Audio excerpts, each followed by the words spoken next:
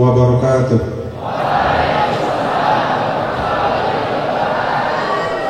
Dan salam sejahtera buat kita semua. Yang terhormat Bapak Komandan Kodim 0301 Kota Pekanbaru Riau, Bapak Kolonel Infanteri Nur Rahman Zain, SEMM. Yang terhormat Bapak Kepala SMK Taruna Satria Pekanbaru, Bapak Insinyur Haji Tarmizi Majid, MM. Yang terhormat Pak Danramil 06 Sukajadi, Bapak Letda Infanteri Simon Ginting. Yang terhormat Bapak Wakil Kurikulum SMK Taruna Satria Pekanbaru, Bapak Dr. Andes Sansuri. Yang terhormat Bapak Ibu Majelis Guru, Bapak Pembina Ketarunaan dan staf SMK Taruna Satria Pekanbaru, dan yang kami sayangi dan kami cintai, seluruh taruna-taruni SMK Taruna Satria Pekanbaru. Susunan acara kita pada pagi hari ini, penyambutan sekaligus pengarahan Komandan Kodim 0301 Kota Pekanbaru, Bapak Kolonel Infanteri Nur Rahman Zain, SEMM, Senin 25 Juli 2022. Masuk kita acara pertama, kata sambutan Kepala SMK Taruna Satria Pekanbaru, Bapak Insinyur Haji Tarmizi Majid, MM. Kepada Bapak kami persilakan.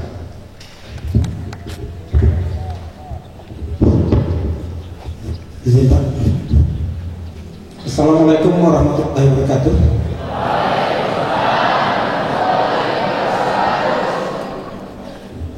Bapak Dandim 0301, kadang saya susah Pak, 0301, padahal itu salah Pak.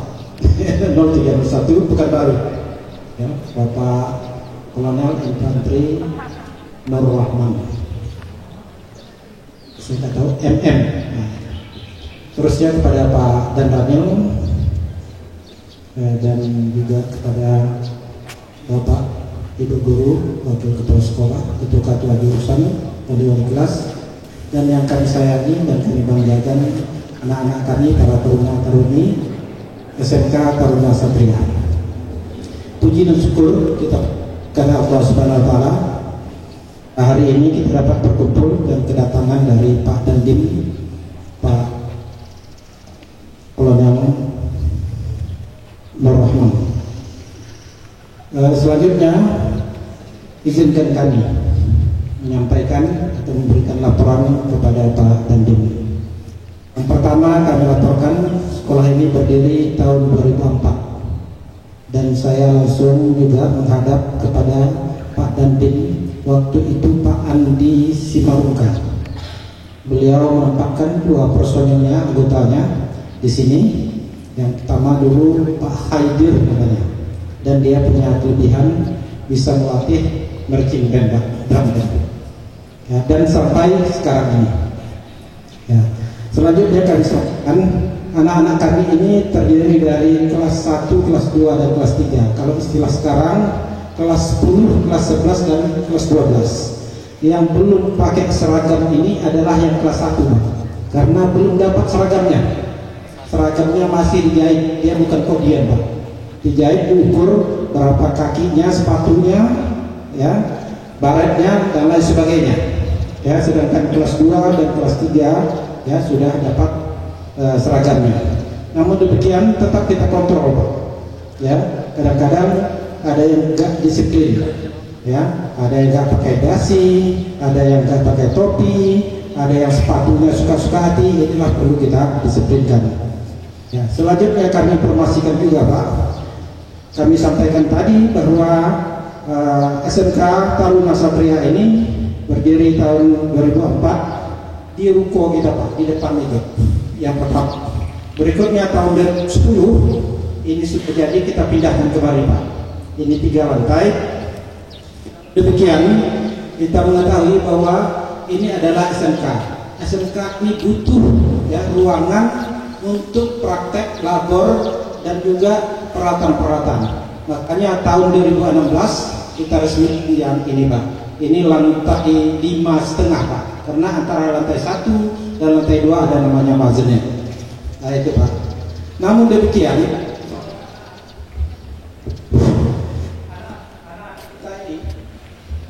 ya, Pekanbaru Pekanbaru, ya, dari luar kota Pekanbaru, dan ada juga yang dari provinsi-provinsi lain, nah, terutama dari provinsi Sumatera Utara, Sumatera Barat, Kepri dan Jambi. Ya, jadi ini beragam. Dan untuk di luar kota kami sediakan asrama yang putra bisa menampung 350 orang, sedangkan asrama putri bisa menampung 200 orang. Ya, kalau asrama putri dekat di sini, kalau asrama putra dekat, tapi dalam lingkungan kampus kita ini, ya, kampus kita ini lebih kurang 3,5 hektar, ya, di dalamnya. Dan prosesnya sekarang selain dari mengerjakan asrama putri, kita juga memulai pembangunan masjid, Pak. Namanya masjidnya kita kasih nama Al-Majidiyah, ya, ukurannya 30 kali 30. Ya, itu kalau Bapak punya waktu nanti kita berkenan untuk melihat Bapaknya, mungkin berkenan ke asrama putra, ya, Pak. Selanjutnya kami sampaikan, hampir semua fasilitas olahraga ada di sini, Pak.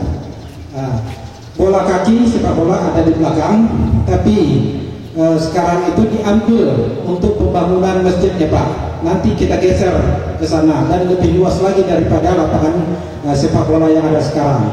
Di tempat kita anak-anak ini ada lapangan takraw, ada lapangan voli, di sana ada lapangan basket yang juga berfungsi untuk lapangan futsal, ya, badminton. Kalau tenis meja barangkali itu gampang, Pak, itu kita tinggal keluarkan. Dan terakhir ini panjat tebing, Pak, ya, panjat tebingnya, tapi belum dapat kita fungsikan, ya, karena kontraktornya dia juga memborong di tempat lain, alat beratnya masuk ke laut kemarin, Pak, ditunjukkan ke saya gitu, jadi belum dia bisa datang ke Pekanbaru. Nah, barangkali itu yang kami sampaikan. Kami mohon pengarahan kepada Bapak, terutama untuk penegakan disiplin terhadap anak-anak kita, dan juga motivasi-motivasi lainnya, terutama motivasi belajar. Apalagi sekarang ini kita ketahui, ya, banyak anak-anak ini yang lebih fokus kepada HP-nya dibandingkan dengan fokus pada belajarnya. Barangkali demikian yang bisa kami sampaikan. Terima kasih, mohon maaf. Wassalamualaikum warahmatullahi wabarakatuh.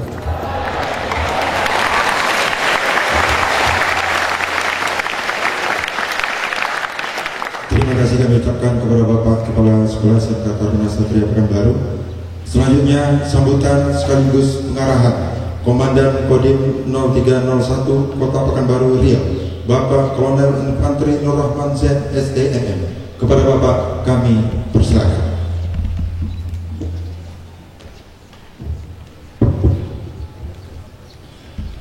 Assalamualaikum warahmatullahi wabarakatuh.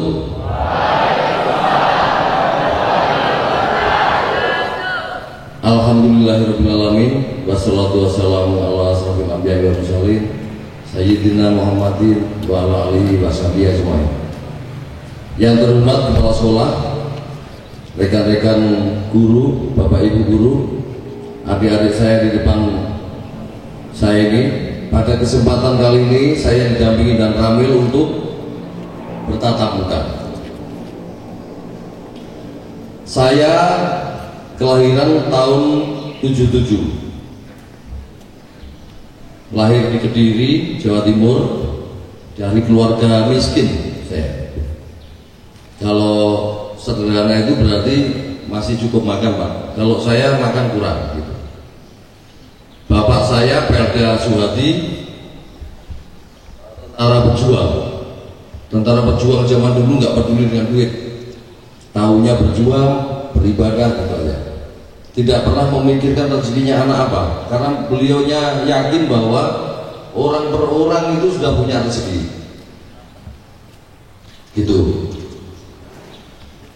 Saya lihat semangatnya dari pancaran wajahnya adik-adik ini luar biasa, auranya positif. Tepuk tangan dulu.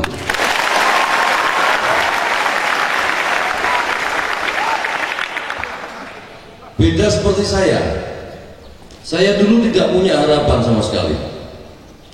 Bapak saya meninggal saat saya umur 8 tahun, ibu saya menjanda sampai meninggal, tidak punya pekerjaan. Jadi saya 6 bersaudara, semuanya kalau kuliah itu jual tanah. tanahnya warisan bapak saya luas. Pesan bapak saya udah dijual ya. Yang penting anak bisa sekolah. Nah, adik-adik sekalian yang bisa sekolah harus bersyukur. Karena orang tua kalian mampu membiayai kalian untuk sekolah. Dulu saya mengandalkan beasiswa. Kalau nggak dapat beasiswa saya nggak kuliah, saya nggak sekolah, gitu Pak. Jadi saya dulu kalau SD, SMP, SMA itu nggak pernah beli seragam karena dapat prestasi, dapat seragam, gitu, dapat buku. Saya tidak punya cukup buku untuk menulis semua pelajaran karena buku saya nggak banyak, sehingga dengan berbagai macam usaha dan doa saya berhasil. Artinya keberhasilan itu sudah kita siapkan dari sekarang. Kita mau jadi apa? Lu pada mau jadi apa nih? Saya mau jadi apa ntar? Kamu udah harus menanamkan diri. Di dirimu udah kamu tanamkan. Saya mau jadi apa kelak? Saya pengen jadi tentara dari saya SD. Saya harus jadi tentara. Kamu juga sama adik-adik sekalian. Perlu keyakinan bahwa apa yang kau inginkan itu pasti tercapai. Dan di sini juga saya perlu sampaikan ke Bapak Ibu guru sekalian, untuk membuat negara ini besar, besarkanlah jiwanya. Kasih kepercayaan diri bahwa mereka nanti kelak akan jadi. Gitu. Besarkan jiwanya, maka mereka akan jadi orang besar. Itu Pak. Kenakalan saya juga sama mungkin. Satu bedanya beda tipis lah sebenarnya namanya anak-anak. Namun saya dibekali oleh orang tua saya itu kedisiplinan ibadah, sholat subuh tepat waktu. Bila kau sholat subuhnya on time, maka kegiatan berikutnya otomatis tidak ada yang terlambat. Kuncinya di sholat subuh. Makanya kenapa sholat subuh itu pahalanya besar. Pahala besar itu sebenarnya kembali ke kita lagi manfaatnya. Bila manfaatnya besar ke diri saya, maka itu pahalanya besar. Makanya dalam hidup saya tidak pernah hitung pahala dan dosa. Itu urusan malaikat. Saya tidak pernah mikir surga neraka. Itu Tuhan yang atur. Yang jelas bila itu sesuai dengan agama saya, pasti itu baik. Bila baik itu pasti pahala. Itu. Jelas ini? Pun demikian, bila orang tua kalian sudah nyekolahkan Anda semua, banting tulang dia. Kamu di sini malas-malasan, nggak disiplin, maka itu nggak baik buat Anda sendiri. Itulah yang dinamakan dosa. Hal-hal yang berbau merugikan dosa, yang bermanfaat pahala. Jadi nggak perlu lagi kau ngomong ini pahalanya banyak, ini dosa besar, nggak ada. Dosa ya dosa, pahala ya pahala. Kamu kayak macam rentenir aja ngitung-ngitung pahala, kan gitu, ya nggak? Nggak boleh, nggak ikhlas namanya itu. Kalau misalkan bersedekah, kalau nanti kamu kalau udah kerja, nggak usah nunggu hari Jumat. Sedekah aja. Jumat itu dilipat gandakan. Siapa bilang hanya hari Jumat? Tiba-tiba kamu memberikan orang yang memang saat itu sangat membutuhkan, udah nggak akan ternilai lagi pahalanya. Kira-kira demikian. Kamu kalau belajarnya dengan benar, insya Allah apa yang kau cita-citakan pasti jadi. Dulu saya nggak ada apa-apa. Temanku naik motor, saya naik sepeda 14 kilo Pak. Jadi PP 28 kilo. Saya berangkat setengah 6 pagi. Sampai sekolah bajuku udah keringetan, udah basah baju saya. Tapi saya juara. Saya nggak pernah nyatat. Saya memperhatikan guru. Karena buku saya sangat saya sayang-sayangin. Kalau saya nyatat terus habis buku saya. Saya perhatikan guru itu ngomong apa. Yang penting saya catat. Nggak semuanya dicatat. Yang kira-kira kamu tahu nggak perlu dicatat. Oh, ini kayaknya saya nggak ngerti. Saya catat. Saat setelah jam sekolah, saya nanya guru saya, tadi apa yang dimaksud bu guru? Gitu. Ya, guru itu bukan hanya di kelas, tapi di luar kelas juga sebagai guru kita. Sehingga saya berharap di sini bukan hanya siswanya, tapi interaktif guru dengan murid itu harus lebih bagus. Saya ada nama guru saya, namanya Pak Ali. Beliau yang ngajarin kami dulu sholat tahajud. Beliau yang ngajarin kami iktikaf. Guru SMP Pak. Nanti kamu malam ganjil saya tunggu di masjid. Kita iktikaf. Diajarin ya kamu. Bermodal agama dan ibadah yang baik, saya jadi seperti ini. Saya daftar akabri. Begitu mudahnya saya lalui. Setelah saya jadi pejabat Wearfing itu pengadaan atau tim seleksi tingkat pusat pernah, tingkat daerah pernah. Rupanya daftar AKB itu nggak gampang. Apa tiba-tiba saya bisa masuk AKB itu? Enggak. Saya dari SMA saya sudah lari-lari, saya sudah cek kesehatan. Saya tidur maksimal jam 10 malam. Kedisiplinan itu perlu adik-adik buat kayak ini jadwal pelajaran. Jam berapa saya harus tidur? Jam berapa saya sholat tahajud? Jam berapa saya sholat subuh?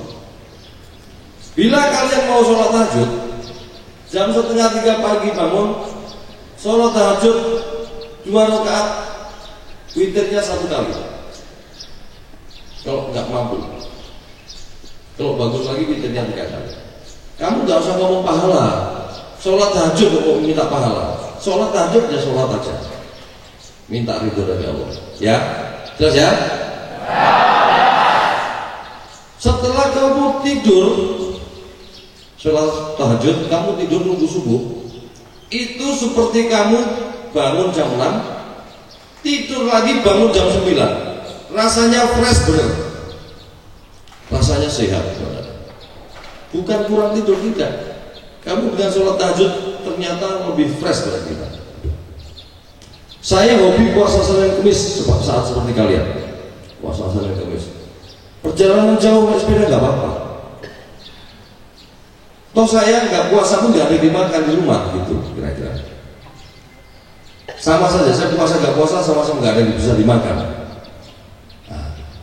Adik-adik sekalian, di sini sekolahnya luar biasa hebatnya. Guru-gurunya berkualitas. Kalian juga berkualitas. Tidak ada lagi yang alasan kalian gagal. Tidak ada alasan gagal. Petani zaman dulu nyangkul, nunggu hujan, saat panas dia nggak bisa berkebun. Sekarang hasil kerja kalian yang dari SMK ini, petani sudah tidak lagi mengenal musim. Kemarau juga tanam, hujan juga tanam. Jadi tidak ada lagi kesulitan dalam bertani. Kreativitas kalian ini yang diperlukan oleh negara kita. Saat saya dinas di Kalimantan 5 tahun, budayanya sama dengan di sini, geografisnya sama persis loh. Sawit, batu bara di sana. Kalau di sini kita nggak kelihatan batu baranya. Bilangnya atas minyak, bawah minyak, nggak kelihatan minyaknya. Kalau di sana batu baranya kelihatan sekali. Itu duit. Yang perlu kita sadari bahwa generasi-generasi sekarang generasi Anda maunya nyari duit, bukan nyari pekerjaan, bukan nyari kerja. Saya butuhnya duit. Dengan cara apa? Terserah, yang penting duit. Jadi nggak ada perkembangannya, tidak ada. Perlu suatu keberanian dan kreativitas untuk orang menciptakan pekerjaan. Anda lah yang nanti mampu menciptakan pekerjaan. Kalian inilah yang mampu menciptakan pekerjaan. Bukan lulusan SMA, bukan lulusan kuliah, bukan. Bila kalian satu orang nanti punya karyawan 3, maka nggak ada lagi di negara kita ini pengangguran, Pak. Kira-kira gitu. Kalau usaha saya banyak banget usaha saya. Mulai pertanian, peternakan, industri, banyak usaha saya. Dari berangkat saya yang minus, sekarang bisa seperti ini, tidak lain dan tidak bukan karena memang kita berdoa, kita berusaha, kita hormat sama orang tua, kita nurut sama guru. Insya Allah hidup kalian akan berhasil. Gitu. Dimengerti ini? Terus kalian harus tahu kekurangan, kelemahan saya apa, kekuatan saya apa. Gitu.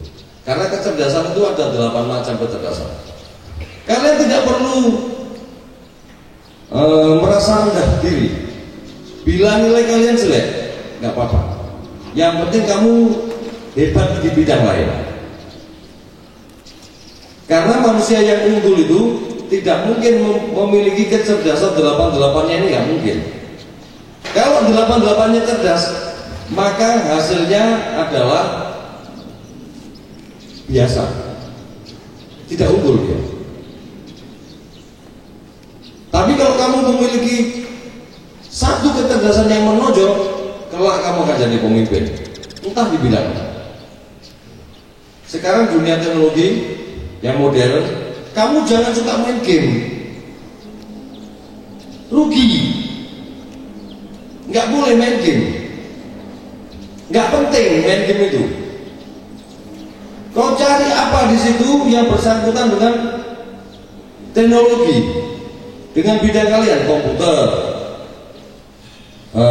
teknologi pertanian, teknologi perikanan.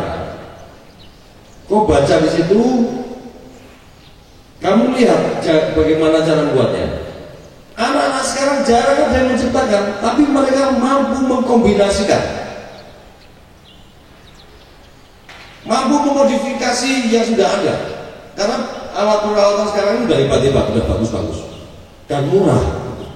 Yang paling penting itu berdaya besar, harganya murah. Kalau dayanya besar, harganya mahal, itu nggak bernilai.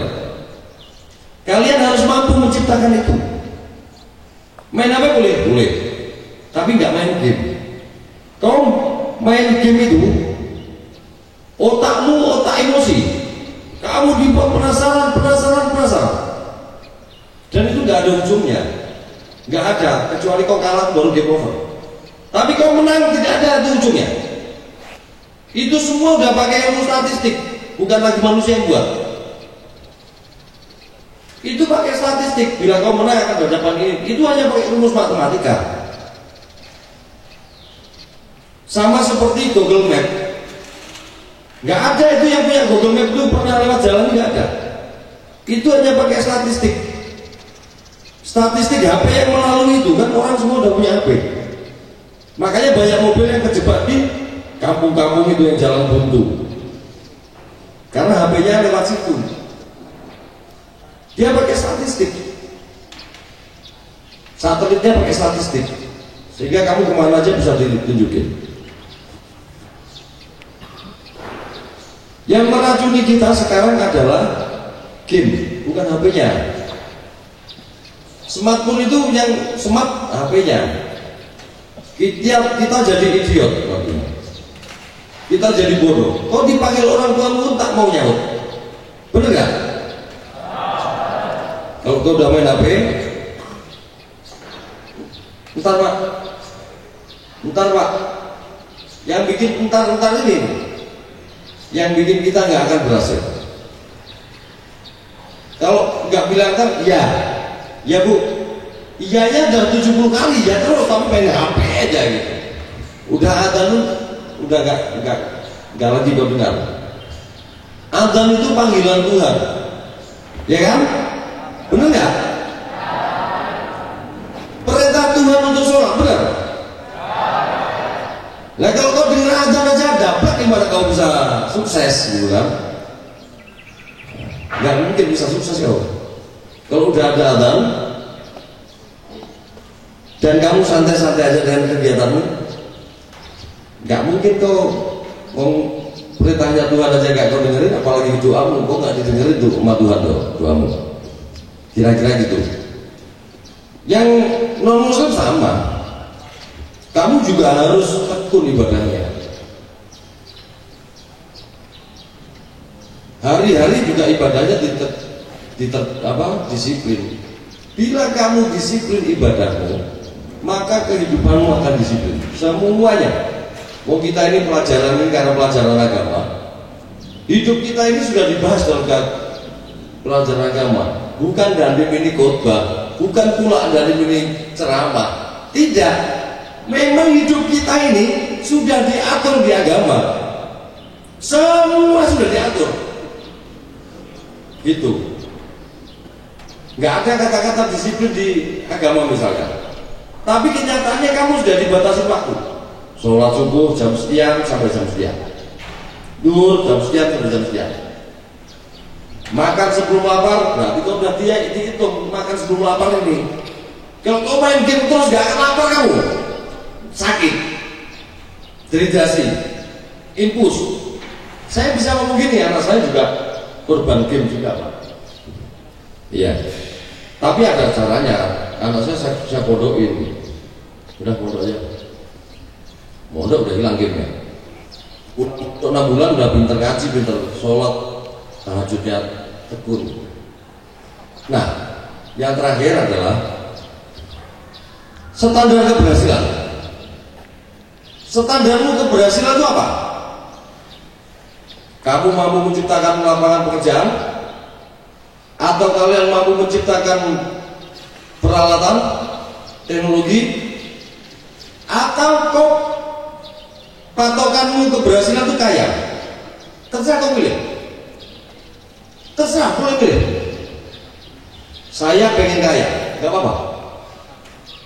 Saya berhasil sudah punya mobil sekian, oke. Saya berhasil bisa menciptakan teknologi baru, oke. Semua itu bebas kau pilih, nggak ada yang salah. Yang penting saya ingin kalian berhasil. Orang tuamu, gurumu, semua ingin kalian berhasil.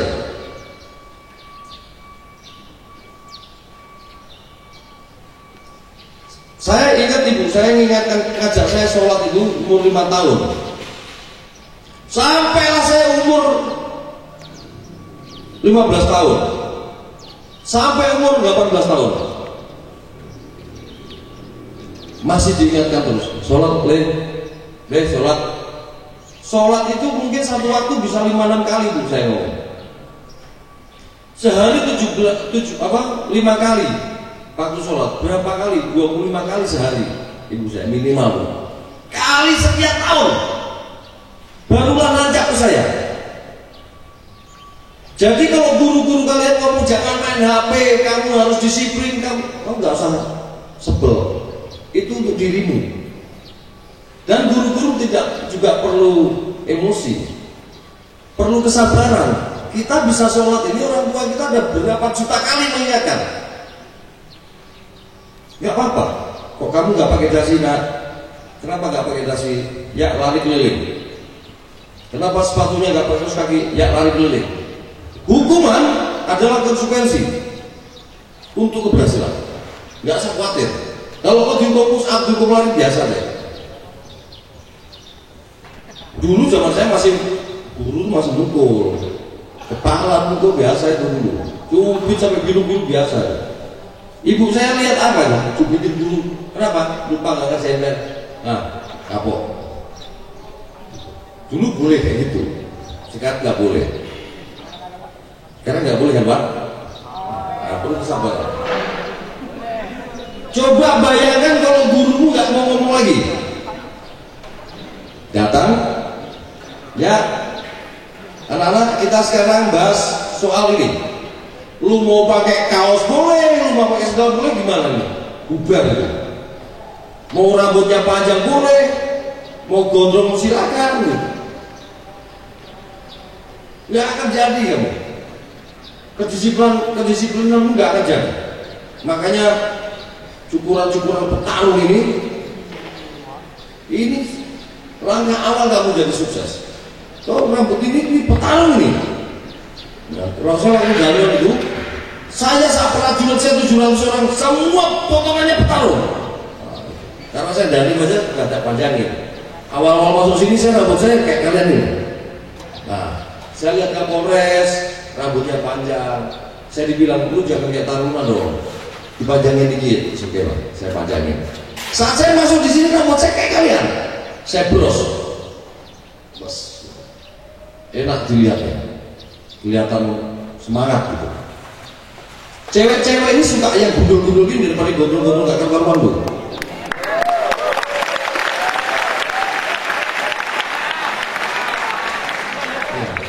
Kelihatan natural, memang kamu seperti itu orangnya. Gondrong-gondrong itu perlu banyak kemunafikan. Sama juga yang cewek ini, biasanya emosinya cewek lebih bagus, kecerdasannya dalam umur segini lebih hebat daripada yang cowok, karena memang mereka lebih cepat dewasanya. Iya, saya juga merasakan itu. Ranking saya kalau bersaing dengan cewek pasti saya kalah. Ini gila, ini manusia ini belajarnya gimana nih? Sampai saya penasaran. Saya lihat itu bukunya banyak banget itu cewek itu, temen gue. Kalau ini saya gak mampu. Dia belajar nih. Saya mana bisa, saya kan butuh olahraga, saya butuh sepak bola, saya butuh main basket, saya butuh volley gitu. Kalau temen gue cewek, saya gak mungkin bisa menang. Dia belajar, bukunya banyak banget. Satu mata pelajaran aja sampai 3 buku pelajaran. Udahlah, saya akan menempuh yang apa, yang saya kuasai. Kira-kira demikian, adik-adik.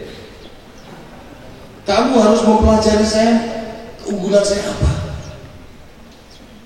Kau catat di dalam bukumu, kamu mau jadi apa?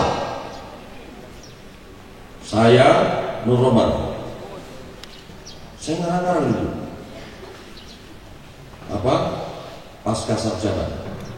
Itu padahal saya kere nih, gak punya apa-apa. Saya S2. Saya pengen jadi profesor. Saya SD bisa lulus. Alhamdulillah saya sekarang sudah kandidat doktor di UGM.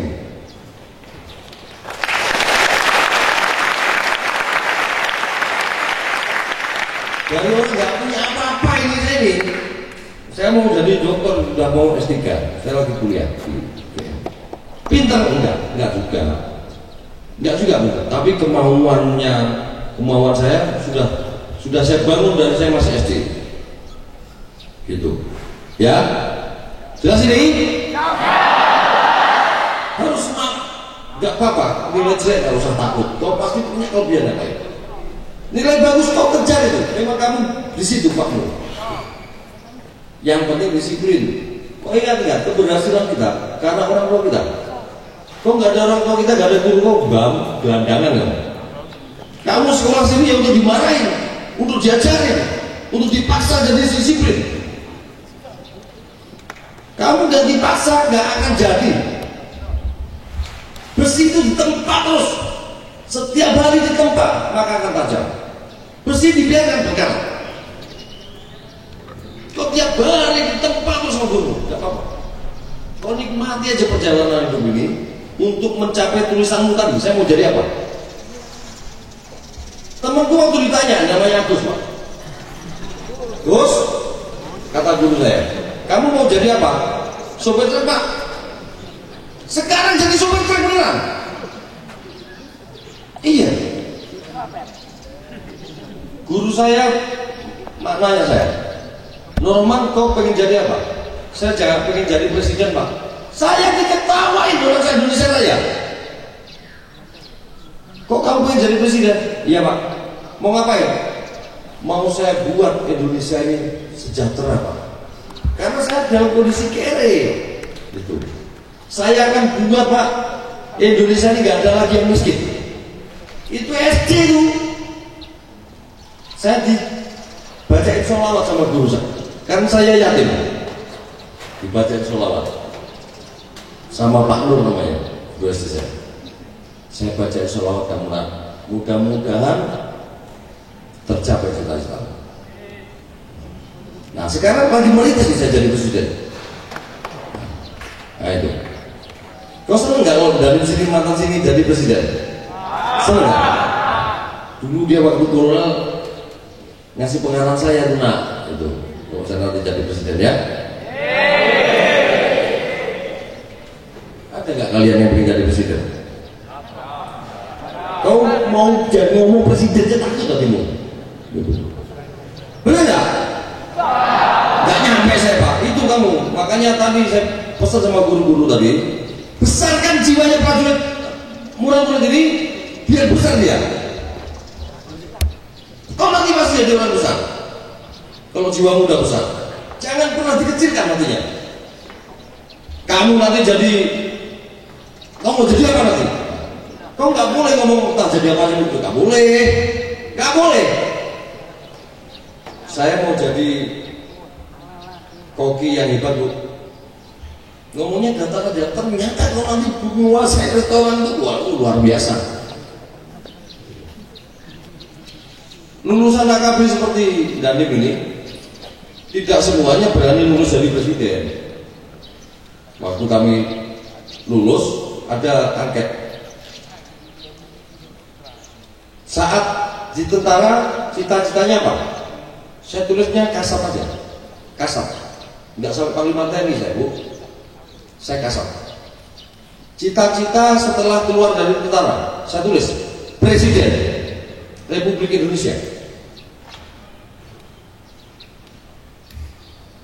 Untuk menuju presiden itu, saya harus konsisten mulai dari sekarang. Tulisan tadi ringan, mencapainya tidak mudah. Apa sekedar hanya tulisan? Tidak boleh. Kamu harus tekankan di otakmu. Kamu harus bangun di otakmu ini bahwa saya akan jadi pengusaha hebat.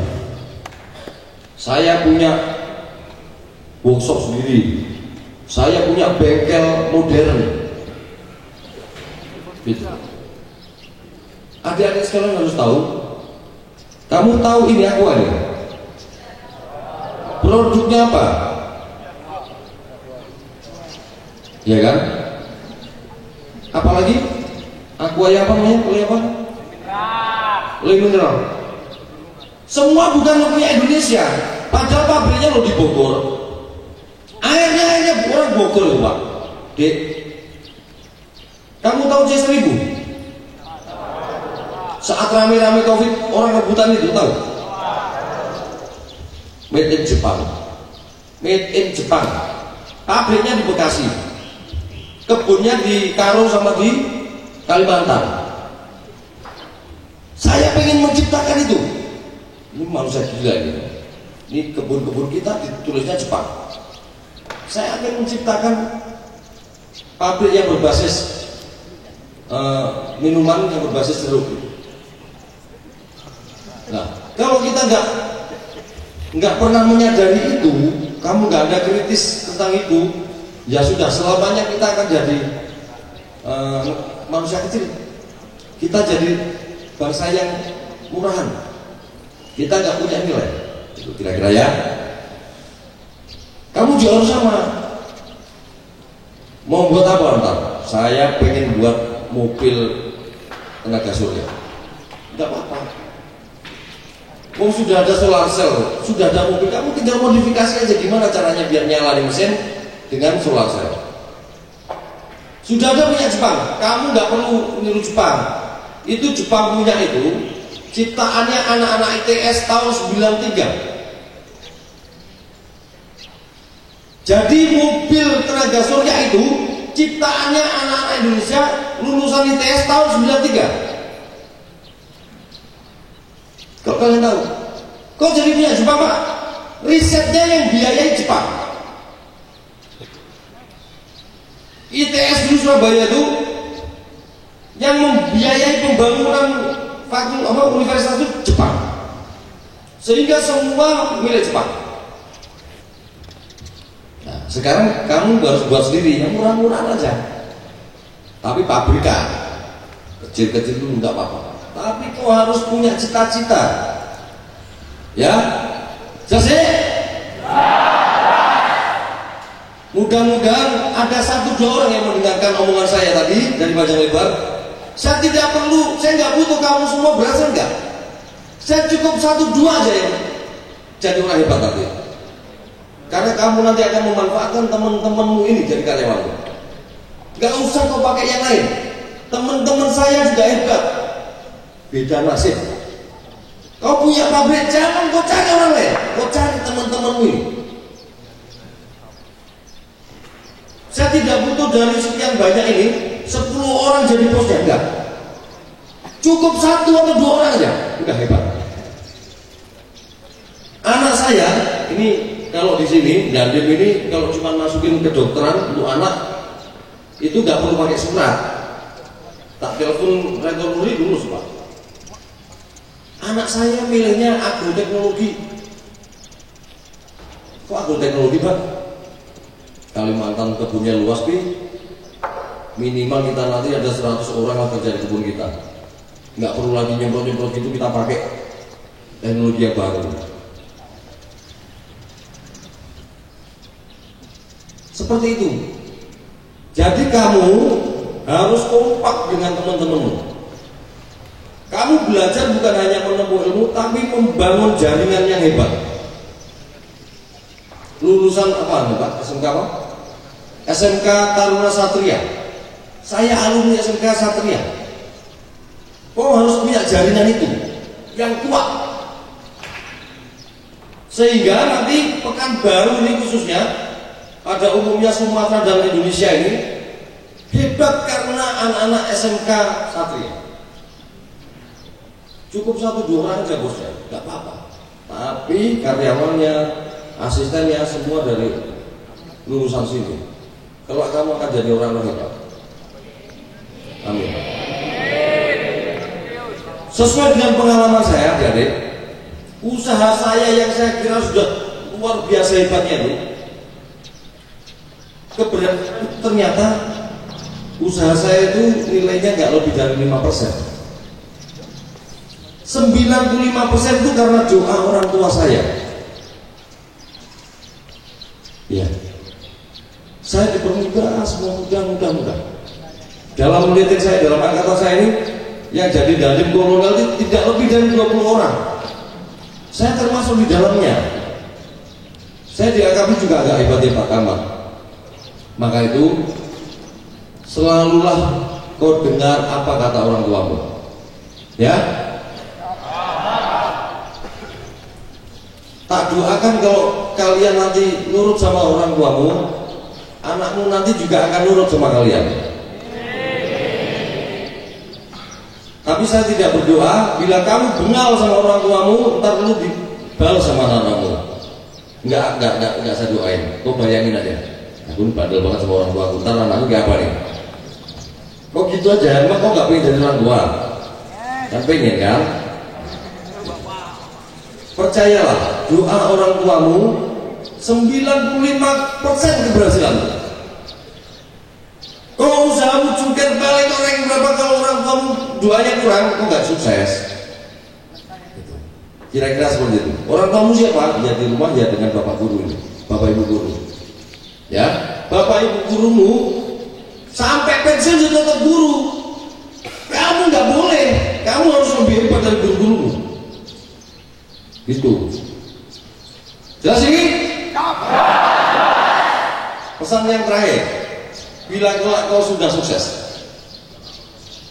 ya, bila kelak kau sudah sukses, jangan pernah lupakan bapak ibu guru itu. Kau sukses itu sampai melibatkan tukang fotokopi itu, untuk lomba tugas, honorer itu, yang nyapu halaman itu.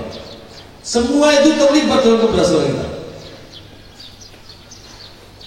Tidak semata-mata kamu, saya hebat, saya sukses karena diri saya. Enggak ada cerita itu. Emang kamu hidup di sumur sendirian kan gitu. Kalau di hutan banyak binatang, kok di sumur tuh sendirian gitu. Nah, kira-kira gitu. Jadi keberhasilan saya, keberhasilan kepala sekolah ini karena memang banyak orang yang terlibat untuk mengantarkan kita sukses. Demikian dari saya. Ketemu lagi nanti saat saya jadi presiden. Bila itu meninggal saya, wassalamualaikum warahmatullahi wabarakatuh.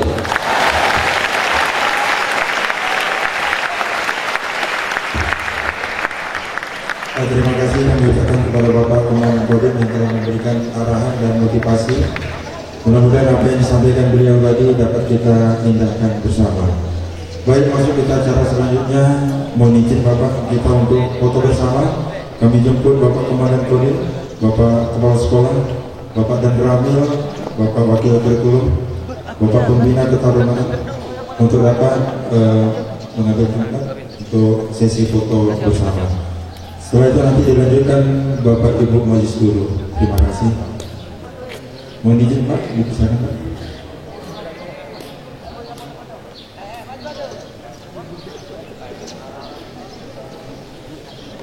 Setelah sesi pertama nanti kami jemput Bapak Ibu Majelis Guru untuk bisa berfoto bersama dengan Pak Dandim. Untuk tim dokumentasi bisa menyesuaikan.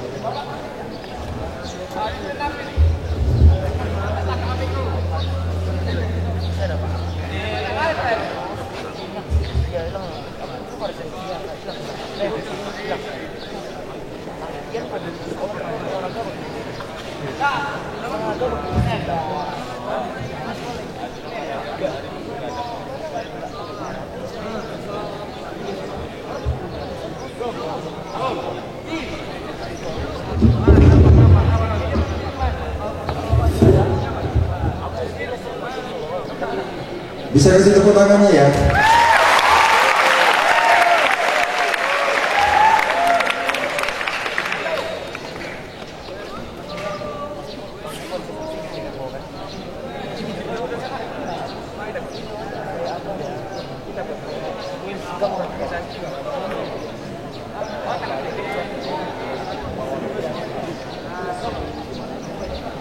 Mohon izin Bapak tetap tinggal di tempat Pak. Kami jemput Bapak Ibu Majelis Guru beserta staf untuk bisa berfoto.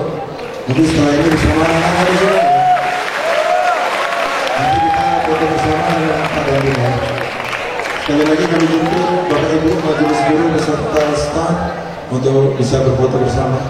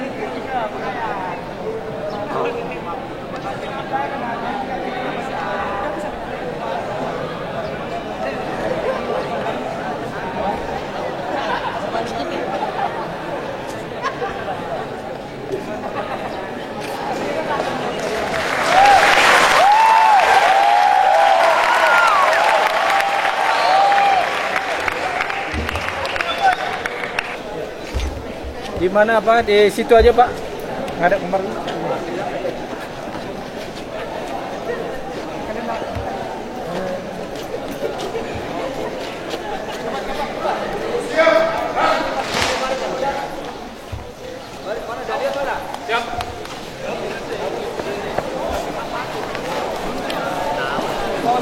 Yuk. Pak, bisa duduk. Sebagian Bagian